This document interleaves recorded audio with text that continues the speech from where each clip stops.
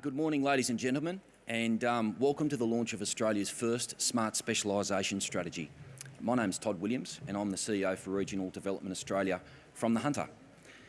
Before going any further, I'd like to acknowledge the traditional owners of the land, the Ngunnawal people, on the land which we meet today, and pay my respects to elders past and present.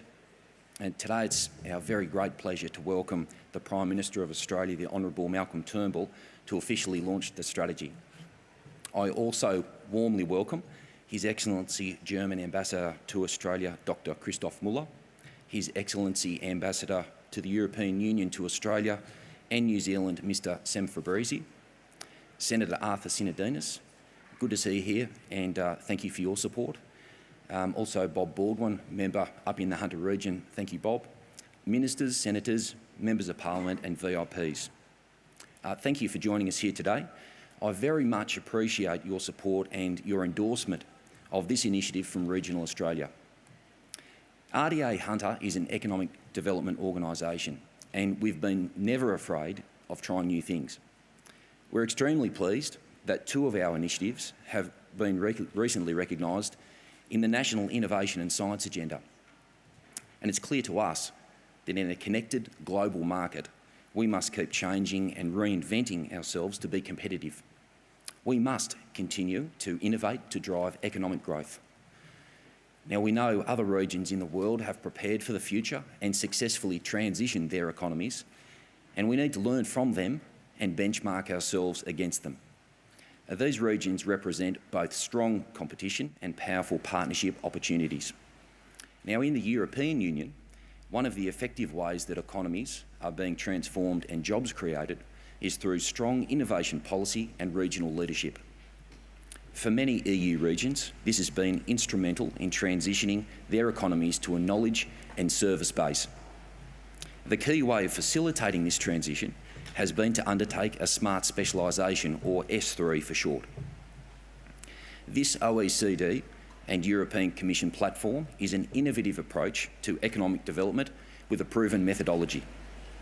And S3 puts the emphasis on a region to show leadership and take control of its future by defining its competitive advantages. And it was clear that we needed to develop a strategy for innovation-driven growth. So we've developed one. Now, over the last 2 years, during the development of our S3, we've engaged extensively, we've had many robust discussions and confronted some home truths. But we have defined the Hunter's competitive advantages. These are the areas that are most likely to create prosperity and jobs for the future. And the cornerstone to economic development is talent. If you add talented people, there's going to be more entrepreneurship, more economic diversity, and our communities are more vibrant. In that quest for talent, we're going okay in the Hunter, but there is room for improvement. It's crucial that we attract and retain talented people to actualise our region's competitive strengths. So our S3 identifies 7 areas of competitive advantage and 13 strategic actions to drive economic growth by improving the region's innovation network. It also highlights the need for increased collaboration between industry, researchers, investors and supporting innovation policy. Now, we're really pleased to be the first in Australia to have done this and honoured to have the Prime Minister Malcolm Turnbull here to officially launch Australia's first Smart Specialisation strategy. Let me now introduce Cabinet Secretary and Senator for New South Wales, Arthur Sinodinos. Welcome, Senator.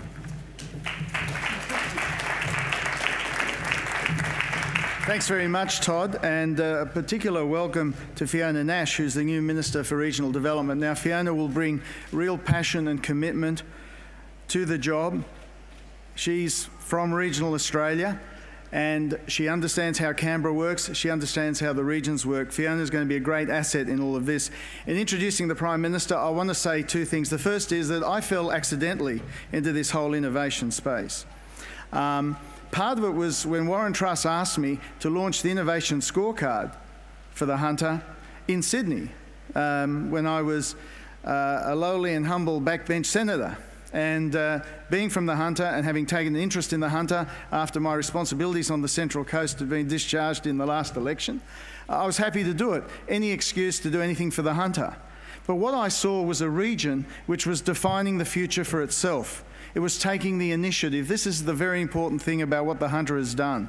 And as someone who was involved with the Howard government in some of the packages that we did in the 90s and 2000s, the important thing is the big psychological change in the area. And I remember when we were in opposition going to Geelong just after Ford had closed one of its plants. And I said to the local paper, yes, government can do things for you, but you have to have a vision of the region for yourselves. You have to have something to sell, because if you don't believe it, you won't be able to sell it to anybody else.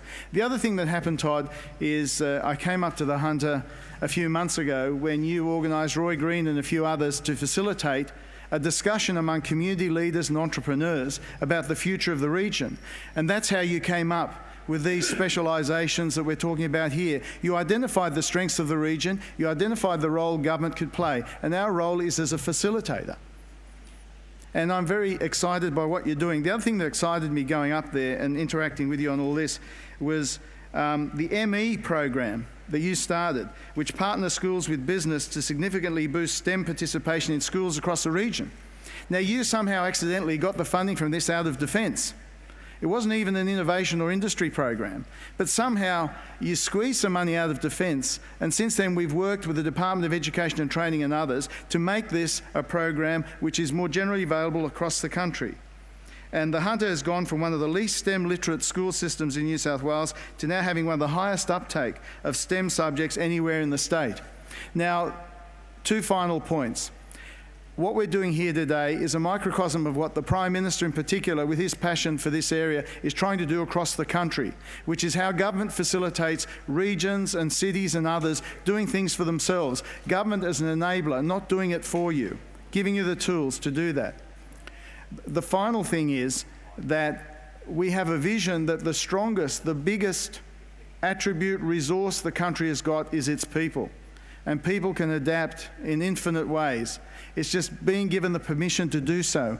Under Malcolm Turnbull, we've got that permission to keep coming up with ideas. And one of the most important things, Prime Minister, you said when you first became Prime Minister was it was okay to fail occasionally. In other words, try things, experiment, and if they didn't work, admit it didn't work and why it didn't work and move on. It's much better to do that than keep being in denial and funding something just for the sake of being able to avoid the charge that that failed. You move on. Prime Minister, you are doing that. You're doing that across the board. You're taking the time when it comes to policy to get things right. You're working things through. You're consulting a lot of people inside and outside government. It's a new model about how you interact with the community. And I think in that sense you mirror what the Hunter has been doing in its own way. So ladies and gentlemen, it's a great pleasure to introduce our Prime Minister, Malcolm Turnbull, to launch the strategy.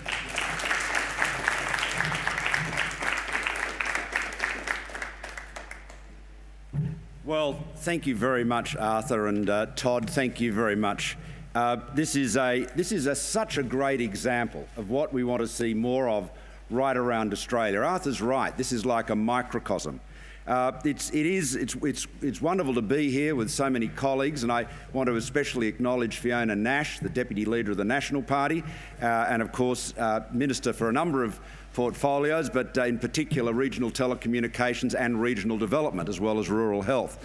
And of course Bob Baldwin, the most indefatigable, enthusiastic advocate for the Hunter you could ever imagine.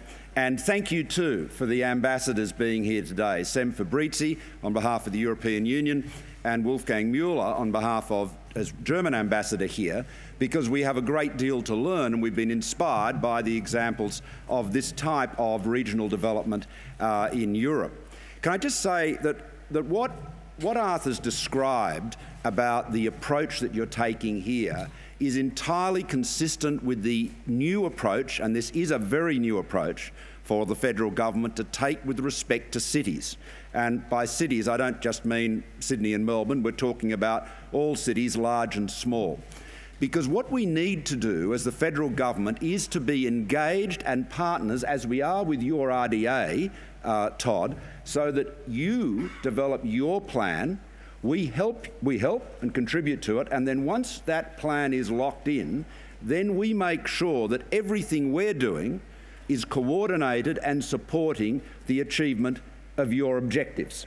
And so we're all pulling in the same direction, as opposed to the federal government simply providing grants in an ad hoc way that are not really connected to the achievement of a long-term objective, which could be developing more STEM literate students, STEM literate businesses in a particular area. It could be about housing accessibility, housing affordability, development and so forth. There are numerous objectives that you seek to achieve. But we've got to be sure that we're working with you and everything we're doing is calculated to promote those objectives. Because the key thing, as Arthur observed, is to ensure that we maximise the productivity and the imagination and the innovation of our people. I mean, the Hunter, which I know very well, I have many connections with the Hunter, which I'll come to in a minute, but the Hunter, of course, is a great mining precinct. It's the biggest coal precinct in Australia, and has been for many, many years, for hundreds of years. Nonetheless, however, the greatest assets of the Hunter are its people. The most valuable capital is its human capital. And Todd, that's what you and your board and Bob and Arthur, all of you, Fiona, you're all committed to ensuring we maximise the potential of those people. And so hence your focus on mining engineering, on agribusiness and other specialisations is very, very worthwhile, because you're focusing on things that you're already very good at and that you'll get better at in the future. Now, one of the important things, of course, that you've highlighted in your work is connectivity, and making sure that everyone is able to connect to the internet and able to access the global economy, and that all of the products and benefits and collaborations and synergies which flow from that. So I just give you a bit of a little report card here. As at the time of the election, when the Labor government was voted out and the coalition came back into office, there were available in terms of fixed line NBN connections in the region, only 7,247 premises where service could be obtained. There is now 190,500, 46,000 of which are connected. That's in fixed line. There is a large number of fixed wireless premises connected, also particularly outside, in the less concentrated areas, particularly in the Upper Hunter. And from now until June 2018, construction will commence on a further 196,000 premises in the fixed line footprint in the Hunter, in these local government areas that form part of your area. So we're getting on with the job. The NBN was a poorly conceived project, I regret to say, by our predecessors, and sadly, the melancholy history of business life is that bad projects usually get a lot worse. This was a project that is actually getting better, and it's a great tribute to the management and the pragmatism and the determination that they're doing that. So there's more connectivity coming to the Hunter. The innovation and science agenda of the government, of course, is absolutely critical to the development in your region as it is right across Australia. Today we're introducing into the House of Representatives legislation which will provide tax incentives, tax rebates and capital gains tax exemptions, i.e. lowering tax for people that invest in early stage start-up companies.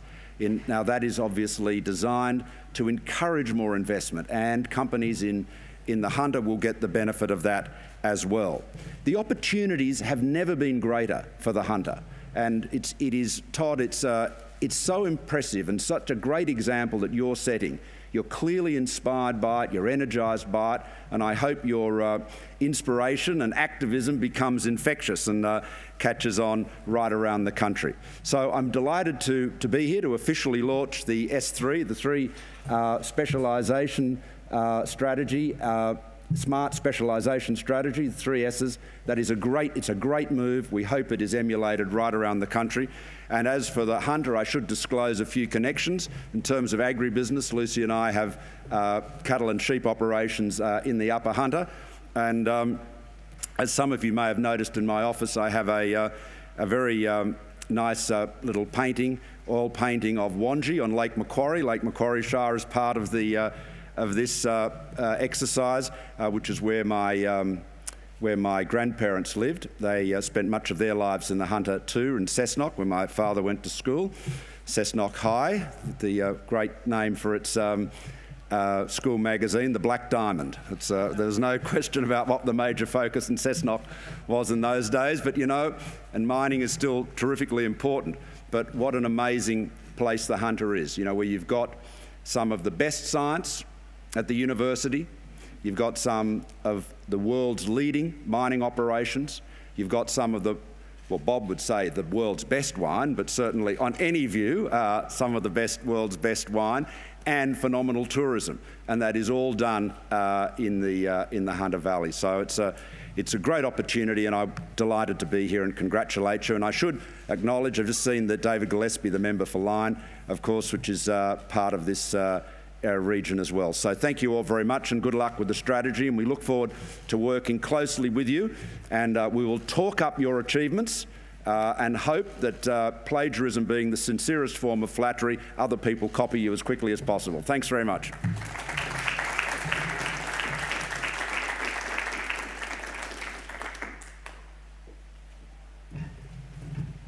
Thank you very much, Prime Minister, and we know you've got a busy day. If you do need to head off, obviously, please feel free. Let me now introduce His Excellency Sem Fabrizi for the delegation to the European Union, to Australia and New Zealand, to share some insights on smart specialisation from the European perspective. Sem.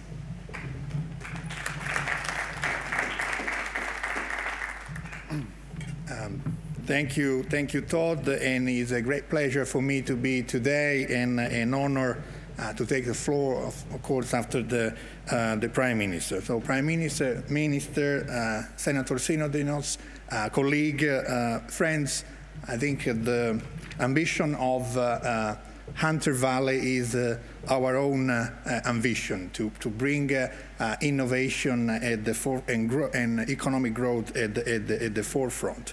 So, and also following what the PM has said on innovation, I will make two quick points. The first one is, what is the smart specialisation strategy, S3 in Europe? And second one, how does the Hunter Valley project fits in a wider EU-Australia cooperation on research and in innovation. So the first point is S3, Smart Specialisation Strategy, is a part of a wider cohesion strategy that we have in Europe. Maybe it's not the focus of the attention today, maybe as the migration policy is in Europe, but it's worth to remind that the cohesion policy is the largest expenditure policy in Europe, worth of 523 billion euro over a 7 years budget.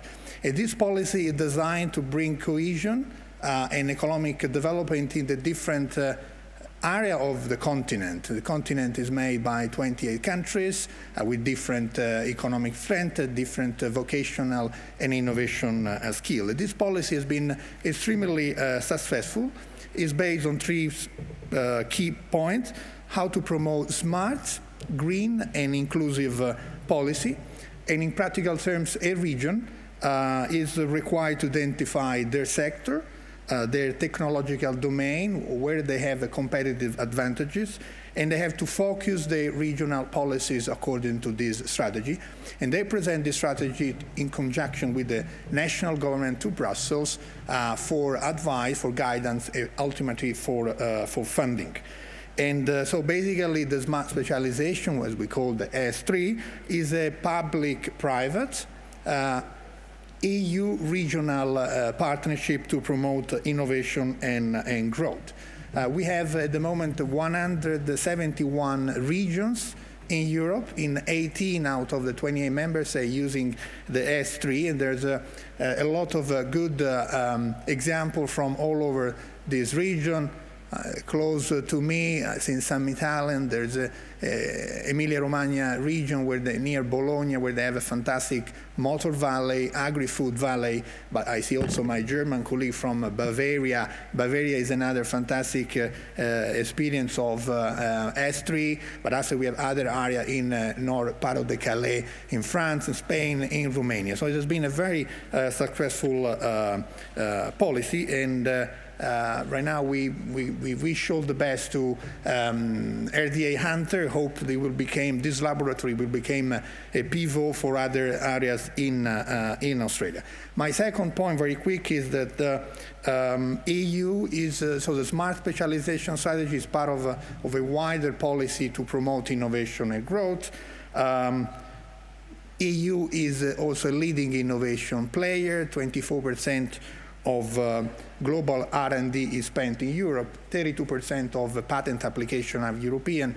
25 out of the first 100 universities are in Europe, and so on and so forth. So the European Union is putting also its energy behind innovation and research, and is funding the Horizon 2020 project.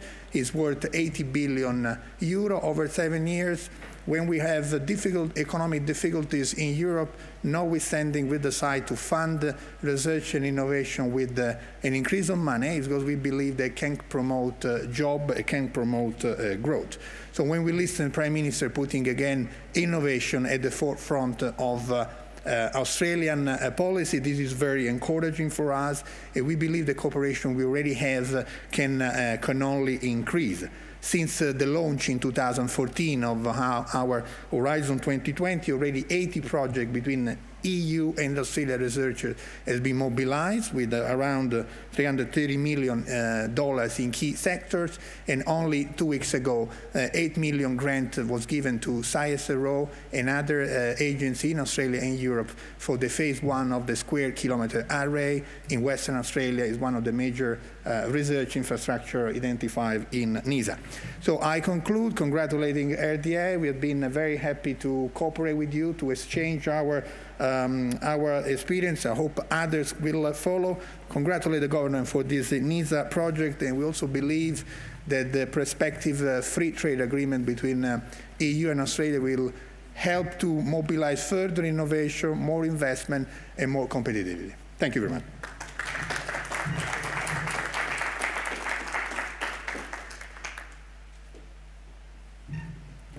Thank you very much, Ambassador. I'd now like to welcome Senator Nash for some comments. Thanks very much.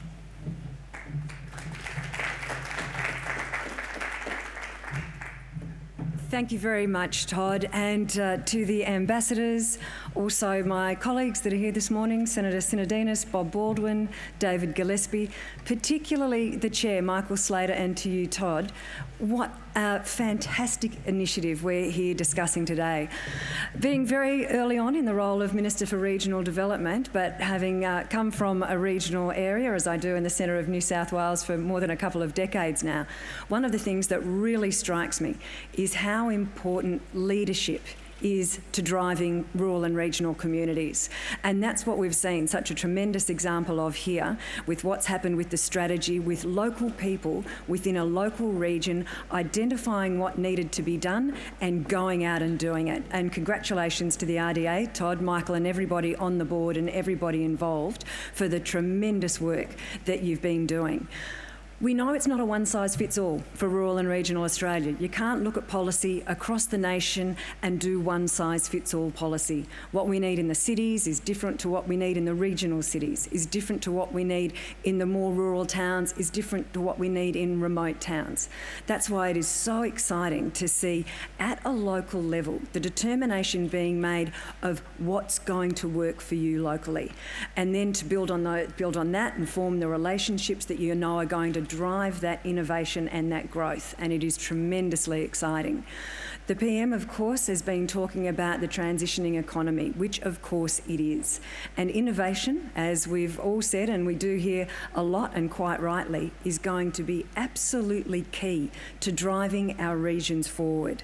And we're going to need to harness that, as we've seen so capably and so well done in the region in the Hunter. As far as the government is concerned, part of our role is going to be very much ensuring that there is a positive outlook for regional Australia. We have all got to be out there talking about the positive future, the sustainable future, the fantastic things we are seeing done across rural, regional and remote Australia. Quite often it's easy to be told about the negative things, flood, fire, pestilence that we often see in the papers. A lot of my role, particularly as Minister for Regional Development, will be talking up regional and rural Australia and making sure those great innovations, showcasing things like we're seeing today with the strategy. So, ladies and gentlemen, thank you very much for having me here this morning. It's an absolute delight. All the very best to you in the Hunter region, and all I can say is there's never been a more exciting time to be a regional Australian. Thank you very much.